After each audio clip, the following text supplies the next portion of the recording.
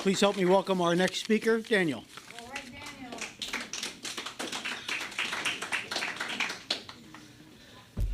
Hi, my name is Daniel, and I am an alcoholic. Hi, Daniel. And it's really great to be here. What a way to end the year, being of service in Alcoholics Anonymous. Wouldn't have it any other way, When my sponsor asked me if I would speak here tonight, or this afternoon, I pretty much said sure, didn't I? Especially when he said my wife was giving half of it, I drank and used for about 25 years of my life, and in my drinking career, the end of it was really bad. I would say probably pretty much half, 13 years of it. And, in the beginning, it's all fun. I remember going out, I wanted to drink with the guys, go out to the ditching parties in school, and I hear about all these stories, and I wanted to be part of that. And I was into a lot of athletics. I was into my football, baseball, and basketball, and I would hear these guys talk, and eventually I got into that group, and I started drinking, and then I started using, and before I knew it, I wasn't playing sports anymore. I was just drinking and using. And I got into a relationship with my ex-wife, who I knew from high school, and we pretty much stayed together, and I have a beautiful daughter from her. We stayed together for about 25 years total.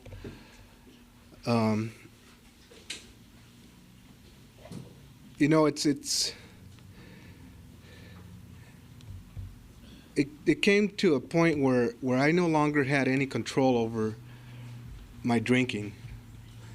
It wasn't about did I want to drink. It was about I had to have a drink. I pretty much drank 24/7 towards the end. Every day was living hell. I would sit there at times. I'm an addict in Alcoholics Anonymous. So I really don't tell much about that other part of the story. But I could tell you one thing. When I could remember laying in bed in the sign of a cross, praying to God to get me out of this, to get me out of the mess I've got myself into. And I would do it repeatedly every day. Every day. And then DOT, I worked for the city, and Department of Transportation decided that we're going to have to go under random testing and they're going to make us get Class B license and Class A license. And this was back in like 89. And I can remember thinking, wow, they just want to test us. Because it was pretty crazy at work, man. I mean, I enjoyed going to work because, that's where I did most of my heavy partying. And I got paid for it. And so I said, well, okay, they just wanted to random test us. We don't need a Class B license, and all this stuff. And I was the first one to get that Class B license in our yard, and I was the first one to get tested, and I was the first one to get caught. And I remember going back, I got caught, and then to top it off, I'm walking through the yard, they're telling us, well, okay, everybody's got their license now. In about 6 months, we're going to start testing you. They gave us a 6 months notice, and during that 6 months, I thought about it a lot, but I didn't do nothing about it, and I'm walking through the yard, and this car pulls up, and there's this woman in the car, and she says, "Excuse me, do you know where Building 2 is?" And I go, "Oh, yeah, it's right over there." Well, she's the one that tested me, and I had a big resentment against DOT testing. I truly believed at that time that, they have no right to tell me what I could do on Friday night just because it stays in my system all the way till Monday. What right do they have to tell me what I could drink or use? And I strongly felt that way. I hated them. I rebelled against it. I it was, one of my main goals was to defeat it, so I could drink and use. Even though I drank Monday through Friday, I forgot about that part. I was using Friday as the example, And so anyways, I got tested and I came up dirty. And I knew I was coming up dirty. It takes 7 days, and I come back to work and they call you on the phone and they tell you got to go report to the office. I go report to the office, and then they make me go see this EAP counselor. And I go talk to this counselor and I tell her, well, let me step back a little bit before I get there. I got 4 DUIs. Two of them are under the influences, just walking, and when 4 DUIs, 4 driving under the influence. And during that time, they made me, I remember the first one, they make me fill out this card or this form that says, do you drink? Well, yeah. How much do you drink? 2 beers a week. Have you ever had a blackout? No. They ask you all these questions. I lied on every question. Every question I lied on. They comes back and they say, oh, we see you don't have a problem. Well, actually, hold on. Let me go back. Before that, the first one, actually, I filled everything out correct. I actually told them what I did. I drank probably a 6-pack a day. That was a lie. It was more than that. But I didn't want to, tell them the truth. And have you ever had a blackout? I don't know if I had a blackout, So I answered no because I didn't know, So anyways, I answered that one correctly. And they came back and they put me on antabuse. And they told me I was an alcoholic. And I got pissed off and I just said, whoa, no, I'm not, you don't know who you're talking to. I just happened to be in the wrong place at the wrong time. All these stories, right? So then I get caught again. And I don't fill it out correctly, I tell them as little about me as they need to know, and they come back and say, I really don't have a problem. And that's what I wanted to hear. I don't have a problem, So when I got caught at work, here came that questionnaire. And I filled it out, how many beers, 1 or 2 a week, blackouts, no, drugs, no. It comes back, oh, well, we see that, you don't really have a problem. I go, that's what I'm trying to tell you. I told you these friends of mine came by over the weekend. They had some stuff. We drank some beer, and I didn't know you were going to test me on Monday. And she goes, okay, go back to work. We're giving you a 2-day suspension. Go back to work. So I say to myself, okay, fine. I could do it. I got caught. It's going to put the fear of God into me. I'm going to lose my job if I don't stop. I go back to work. I start drinking and using on a daily basis again. Within 5 days, I was back in that woman's office in total tears, in total fear, because I couldn't stop. The more I tried to stay away from alcohol, the greater the obsession became for me to drink. And, they sent me to, I went to a Kaiser program before that, and I can remember sitting, and this was for my ex-wife mostly, because she got caught at work, so I decided, well, we'll both go to the Kaiser, and we'll both get cleaned up, and and she didn't really want to. She fought it all the ways, and she blew it, and I blew it. But I remember sitting in that room, and they're going around the room, and they're asking all of us what we thought. And all I could come up was fear. I'm scared. Because I don't know if I could do this or not. Because all I know how to do is drink and use. That's all I know how to do, and I do it good. I go to work. I had this job when I just got out of high school. Well, I had about 5 jobs in 1 month when I got out of high school. But when I finally got a good paying job, I stayed there. And that's where I learned how to drink and use. Because if I didn't report to work, they didn't pay me. So I went to work every day. And plus, they all drank and used. I was 20 years old. They were all 28 and up. And, I was hanging out with all these older guys, and that's, I drank until 3 in the morning and went to work at 5, and that's what I did. And, I was young, and, it affected me, but I didn't think so. So when I got here, it was no problem. And so getting back to that counselor,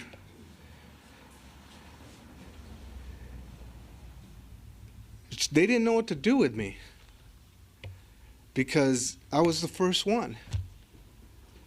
They didn't have no plan of attack for people getting caught on random testing. And I'm sitting there and I'm going, I need something. I know that my insurance doesn't cover it, so what can I do? So she sends me to these different outpatient programs. And, they're 3-month sessions, and all during those times, well, actually, they were 3-week sessions. All during that time, I couldn't figure out why I couldn't stop drinking. I was going to this program. I was seeing this counselor. I was doing AA meetings. How come I can't stop drinking? Maybe because after the meeting I went to the liquor store, That's what I did. I can remember walking into that guy's office stoned out of my mind, and then I would have to report back to work, to my counselor at work. And we talk, and, I say the little bits and pieces that I hear from you people in these rooms, the little sayings, and, pick up something here and there. And she would listen to me. And this went on for 3 years. This whole process with me went on for 3 years. It took me 3 years. And about a year and a half into it, about almost 2 years, I would have to go see her once a month. And in between, I'm getting caught. I got caught 4 times on random testing. And, there was one time when I went in that office, and she goes, Daniel, alcoholics are really intelligent people. You're great manipulators. You could get whatever you want. You're going to go out there and you're going to try to avoid a test. You're going to try and doctor up a test. You're going to try and get away somehow. And bam, my mind just said, I could get away with a test? Whoa, yeah. I walked out and I closed that door and I said, how do I do it? I'm thinking, my mind's running, I'm going, how do I do it? How do I do it? Okay, let me think. I used to go to those health food places, and I asked the questions, and grab the tea and do all the stuff that this guy recommended, and every day I'd have that bottle of tea ready or whatever it was to doctor up a test. Every day. It'd be a process I'd have to go through every morning. It got to the point where what I did is I got tea. You know how tea, if you only put so much of it, it looks kind of yellow? Okay. Then you get see, because I couldn't stay clean 3 days to get clean urine. Okay? So I had to think of a way of how to make urine. Okay? So I get this tea, and I look at it, and I go, well, looks like urine. Okay, and so I go, okay, I see them, they're always, putting this thing in that tests ammonia in the urine. Where am I going to get ammonia? So I start looking around. Hey, look at Windex, has ammonia. Shh. Spray it in there, right? There's my ammonia content. Okay. It worked once. Okay. The second time I got caught on it, I actually didn't get caught on it. What happened was, see, I used to have to microwave this stuff every morning because they also take temperature, okay? So I try and get the temperature right, and then I fold it in this baggie, I seal it, roll it up, put it in another baggie, seal it, roll it up, put it in tin foil, put a rag around it, a paper towel, put it in tin foil, and then I'd strap it, okay? Because they didn't go into the place with you. You know, you just go into the restroom and I pull it out and just. Well, I come out of this and and it has a little. Now they have the little temperature gauge on the bottle, okay. So I pull it out and I go, okay, there it is, right. 107. Oh wow. What am I gonna do? You know. So I'm sweating bullets now, man. I walk out of there. I give it to the guy. He looks at it again. I just go, yeah, I'm not feeling too good. You know, I'm feeling kind of sick. You know, then he smells it. Well, that morning I sprayed extra ammonia, you know, and he smells it and goes, whoa, you know, and he looks at me again and I'm just like, you know, just let me sign the paper and get out of here, you know. So he closes it up, you know, seals it. We do all the paperwork, you know, I go on my merry way. It takes 7 days for them to get this stuff back, okay? They call me up. They say, we need to see you up at medical. And I go, okay, I knew it was coming, you know? I go up to medical. They sit me down. It's like they're interrogating me, man. I mean, they sit me in a chair. 3 doctors are right there. They have the light beaming on me and everything, you know? What did you do? I go, what? What do you mean, what did I do? We know you did something. What did you do? We can't find it, but we know you did something to that urine. And I'm thinking, shit, it ain't even urine, man. You know, I'm thinking that in my mind. I go, wow, they really thought it was urine. You know, they just think I added something to my urine. And I go, I don't know what you're talking about. You know, because we're good liars, man. We'll stick to our lie when it's in our favor.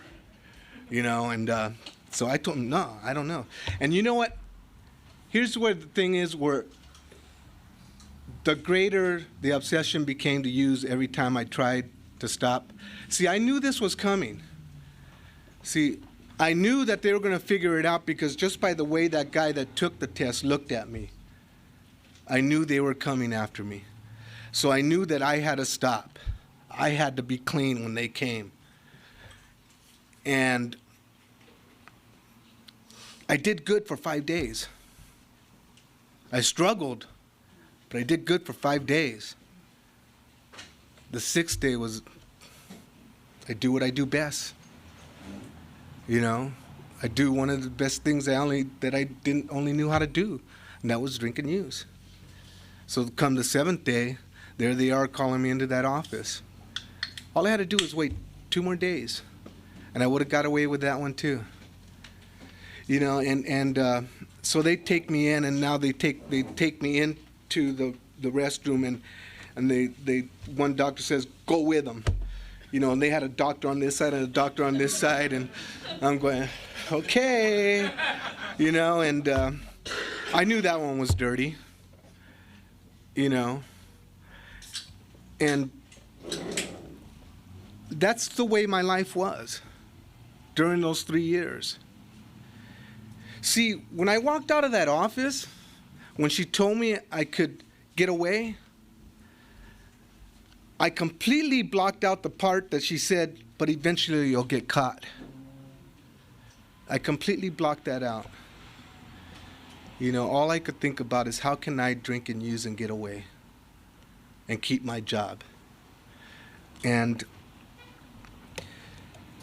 you know, when I used to go in there, and I used to go in there in a lot of fear and a lot of, you know, I broke down a lot because I was in total fear. I couldn't stop. You know, every time I tried, you know, it lasts maybe a day.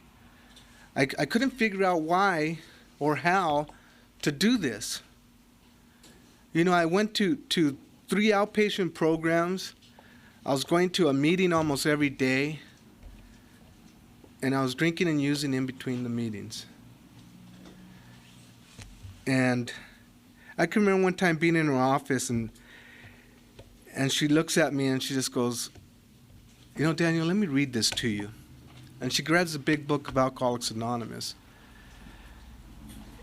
And she reads this beautiful paragraph, you know. And I can remember sitting there, and I'm in total tears and fear and everything running through my mind, and I'm going to lose my job, I'm going to lose everything I have, which I didn't have very much, you know. But I was about to lose it all. I don't know what she read. I just knew it sounded right. It wasn't until I got sober that she was reading me acceptance that I figured out that's what she read me, acceptance. Page 449 of the Big Book of Alcoholics Anonymous. And I remember hearing it, I was totally out of it, and when I got about a half a year sober, it all came together. And that's what she read me. And I walked out of it. I must admit, when I walked out that day, I walked out with a little bit of hope. You know, but it still just wasn't enough. Because I still went on running and drinking and using and couldn't figure out what was going on. You know, like I said, I was going to a lot of meetings, you know, and I was pretty much just there. You know, I never really worked a program. I didn't get a sponsor. I wasn't of service. You know, to me, I was just open-minded and willingness. That's all I had. You know, because when I walked out of there, my mind was running once again. Maybe I could drink like a gentleman. Maybe if I go to enough of these meetings, I could just drink and use on Friday, and that'll be it. You know. And then Saturday and Sunday, you know, I could flush my system out, and come Monday, I'd be cured, you know, for the rest of the week. That was my goal, you know, and pretty much I figured out that goal wasn't going to happen, because if I started on Friday, I'd end up on the next Friday, you know, and at this time I was pretty much on the verge of leaving my ex-wife. We were living at my parents' house by this time, because everything was pretty much falling apart. And there used to be this meeting up the street at the park. And, you know, I had 21 days. You know how they talk about when you finally figure out that you could actually do it, how you just get this feeling, this glow, this, you know, wow, I could do this? Well, I had that feeling once. I got home from work, it was a Friday night, I got home, and my ex-wife, she's there, you know, she's real antsy and stuff, and she's going, I'll be back. I go, where are you going? She goes, never mind, I'll be back. I go, but I got to go to this meeting. Well, I'll be back in time. I knew exactly where she was going. You know, and right after she left, I left. And I got to the meeting about probably a half hour, 45 minutes early. And, you know, I met the speaker, and the speaker gave me my first big book of Alcoholics Anonymous. And we talked and everything. And I remember walking home from that meeting with my big book of Alcoholics Anonymous, saying the Our Father all the way, and with this total sense of, wow, 21 days. I got 21 days, man. All I got is 9 more for 30, you know. Got 21, you know, and I go, by now she should have already used what she picked up, you know, and I'll just go to bed, you know. I get home, I open up the door, and I look, and she's okay, you know. And I go, wow, okay, you know, and I go, what's up? She goes, close the door. Here, I saved it for us. Oh. And I looked at her, I said, what'd you do that for, you know? She goes, well, you know, and I immediately ran. And see, I never was able to keep a paycheck, you know. My paychecks were always gone. I had money in my wallet, you know. I had that for a whole week, you know, and I ran out the door. I walked halfway back to the park and went back into that room.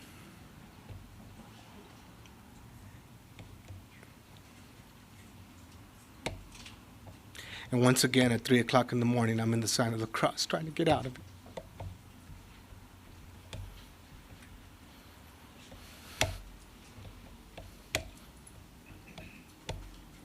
I don't ever want to forget those days.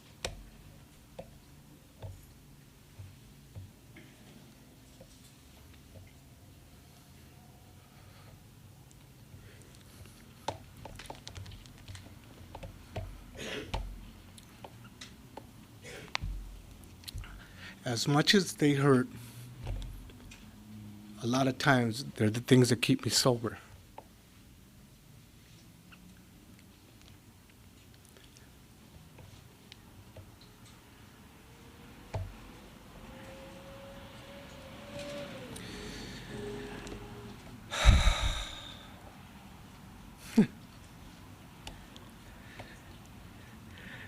You know that one day at a think time?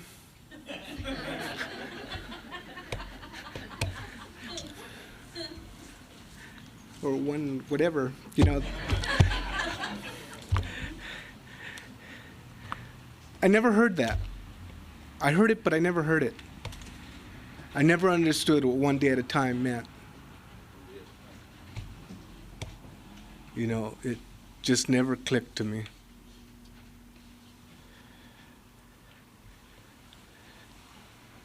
I was ready to get fired at work. You know, I go through all this bull for 3 years, you know. A lot of suspensions. A lot of outpatient programs. A lot of meetings. And they're ready to fire me.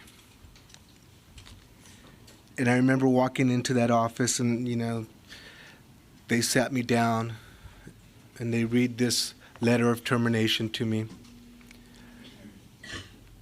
or 30-day suspension. You know, but all I heard was termination. I'm sitting there, I go, "You're going to terminate me for this?" And he looks at me and goes, "Daniel, let me finish reading the letter."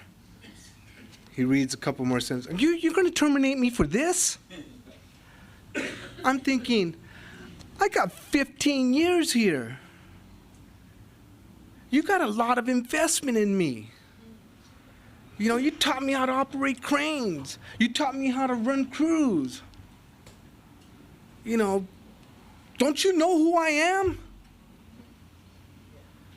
That's what's going on in my head. He keeps on reading. "You gonna terminate me for this?" And he just finally said, "Daniel, look it, if you can't stay sober the next 20 years, why don't you just sign your resignation now and make it easier on all of us?" I sat back and said, 20 years? I only got 15 years left. Why does he want me to stop for 20? You know? And I'm going, 20 years? I go, that's a long time. So he reads this whole letter, and he says, "Daniel, why don't you write me a letter on why I should keep you?" I said, "Okay." And I was going to NAAA. I went to this meeting, and I told him what had happened to me. And the guy looks at me, says, "Well, gee whiz, Dan, if you do it one day at a time, before you know it, 20 years will come and go." I go, "Wow, hey, that makes sense."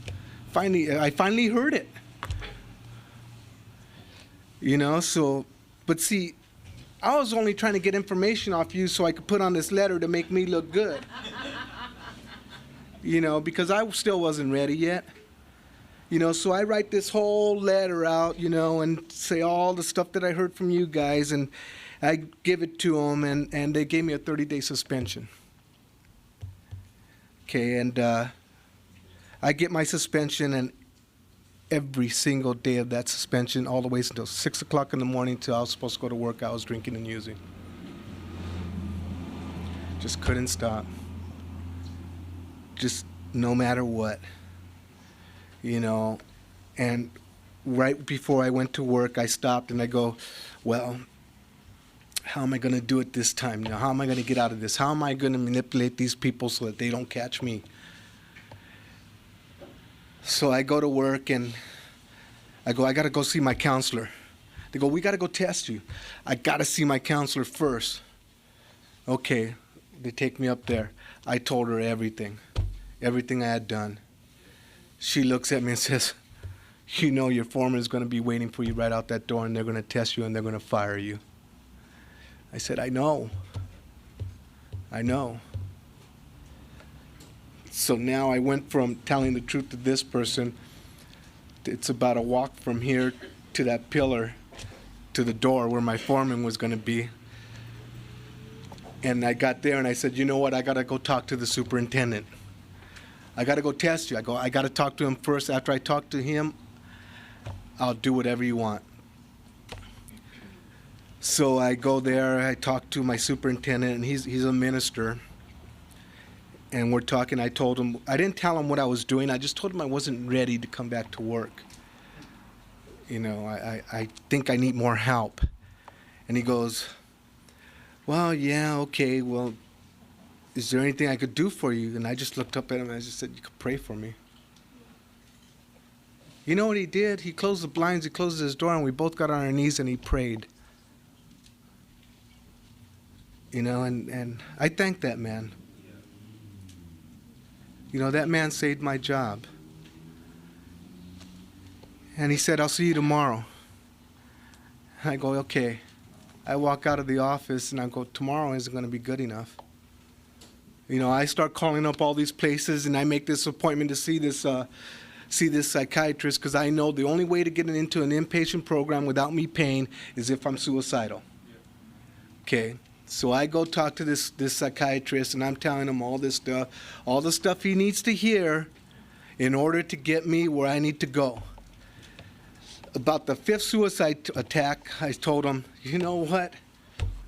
I'm not suicidal. I never tried any of those things I just told you about. But every time I pick up that pipe or pick up that drink, I'm committing suicide. And he looks at me and says, you're right, but the medical profession doesn't look at it that way. You know, I could give you some Prozac. I looked at him and said, okay, whatever. You know, he gives me the prescription. I walk out. Tuesday morning, I was inside her house in April of '96 just to avoid a test. So I call him up again April 15th of '97. And I tell him, hey, you know, I was there a year ago. Do you have any beds? They go, oh, yeah, we got your name right here. Yeah, we got a bed for you. Goes, can you be here in a half hour? Once again, you know, I'm thinking, well, hold on, I got to call my work. They go, you know what, buddy, you do what you got to do. You got that bed for a half hour, and that's it. And I hung up the phone. And I called him back up and I said, I'll be there in 15 minutes. You know, I went and woke up my dad, and my dad drove me down there, and on the way down there, he goes, son, how long are you going to have, you know, what's going on with you? You know, why is this happening? I go, I don't know, Dad, I don't know. The difference between 96 and 97, I walked through the door and I went straight to the office and I said, I want what you have to offer. I'm paying cash. Whatever it takes. I surrender. I give up. Show me. Teach me. I stayed there for 67 days and found out of the how I was missing the honesty. I was never honest with myself on what I truly wanted in my life. I always wanted that drinking like a gentleman in the back of my mind. You know, I always wanted to be able to drink controllably. When I got there, they showed me that I had to be truly honest with myself. on what I truly want. Do I really want this or don't I? You know, I was willing to do anything for it. You know, whatever they tell me to jump 4 feet, I'll jump 4 feet. They tell me to stay on this side of the sidewalk, I can't go over there, it's fine with me. As stupid as that rule sounded, those rules kept me sober. And they'd keep me sober to this day. Because you know what? I was never able to follow rules. I always did it Daniel's way. I was never able to, you know, you tell me to do something, I'm going to do the exact opposite because you know what? I'm going to do it my way. Well, these guys put me in my spot.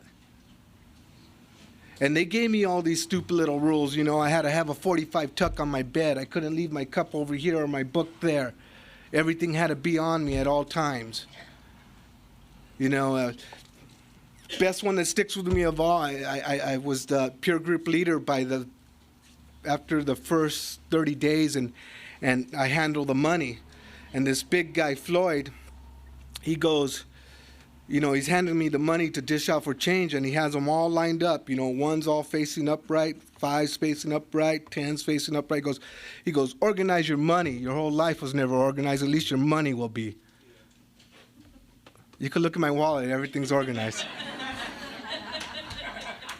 You know, I'll stay in a line after I pay, and if they hand it to me all screwed up, I'm like, whoa. You know, I get them, and I go, here, babe, take the bag.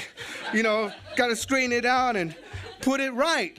Because you know what? I have to put my life right on a daily basis. And that reminds me of it.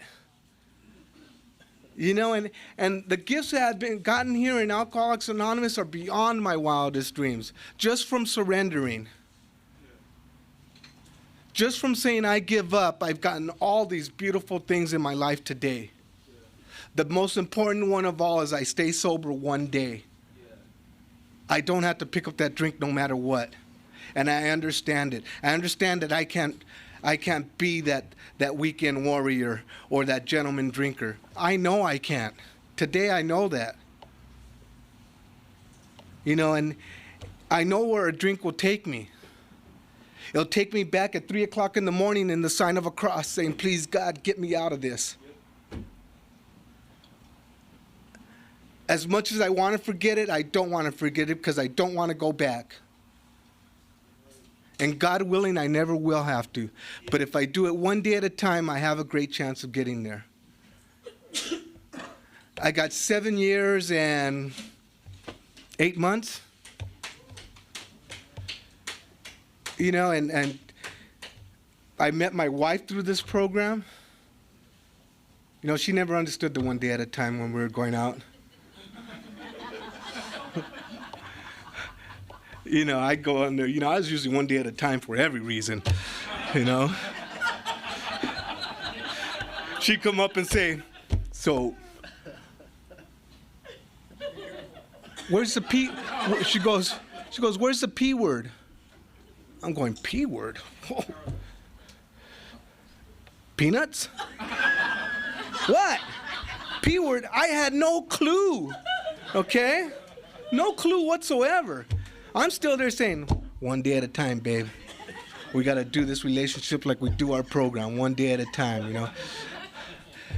You know, I believe in the future, okay? But I can't get there unless I do today. You know, and probably about a month after hearing the P word, it was proposal.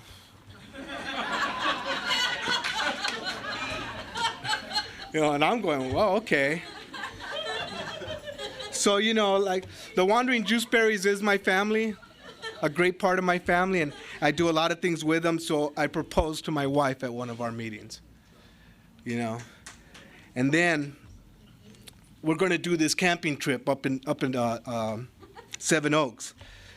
And I'm just joking, okay? Well, maybe we could get married there. I operate a crane, okay?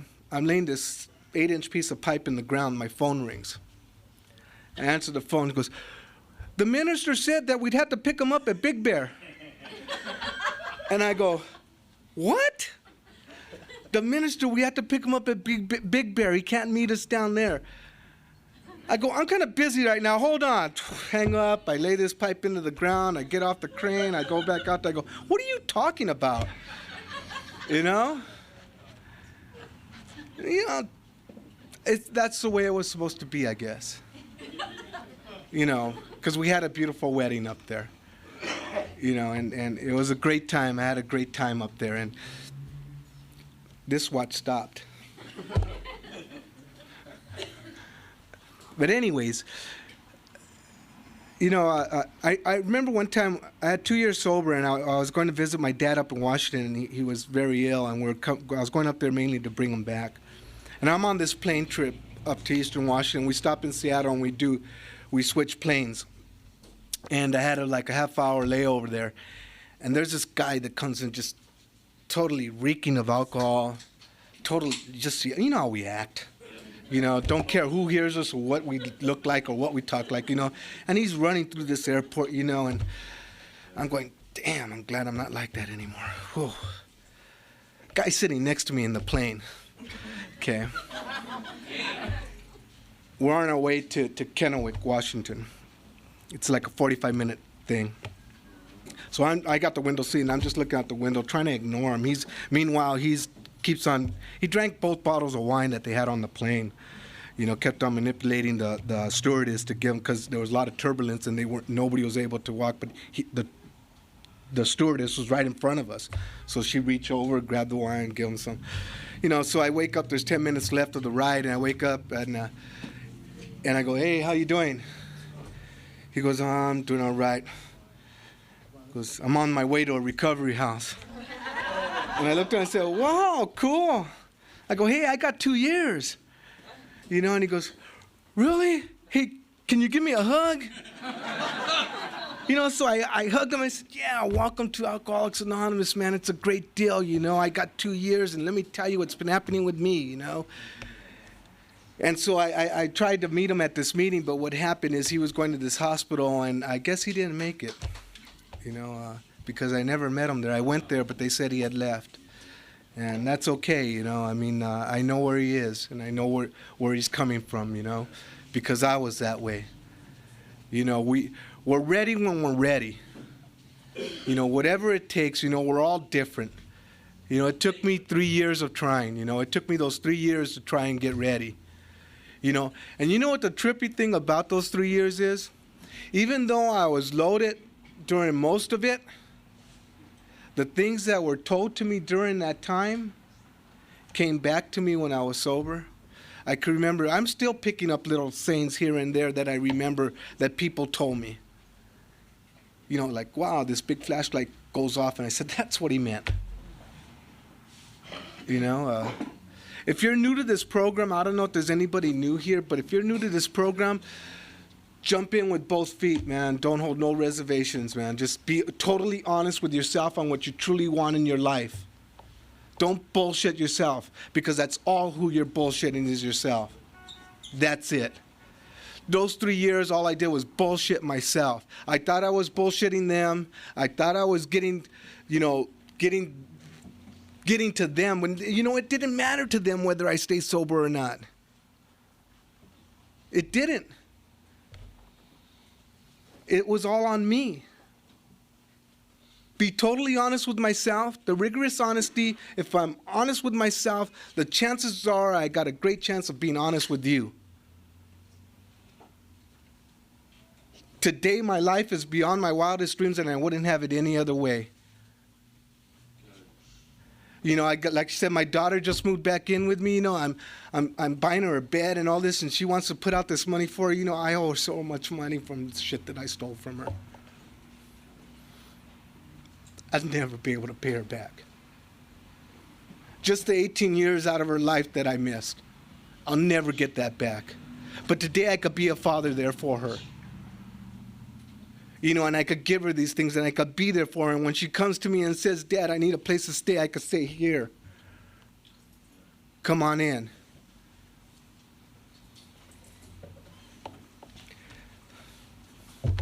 My time's pretty much up, and I don't want to break down again because I'm getting into those emotional things again. But I wouldn't have this any other way than to end my year speaking at a meeting of Alcoholics Anonymous with my family. Thank you.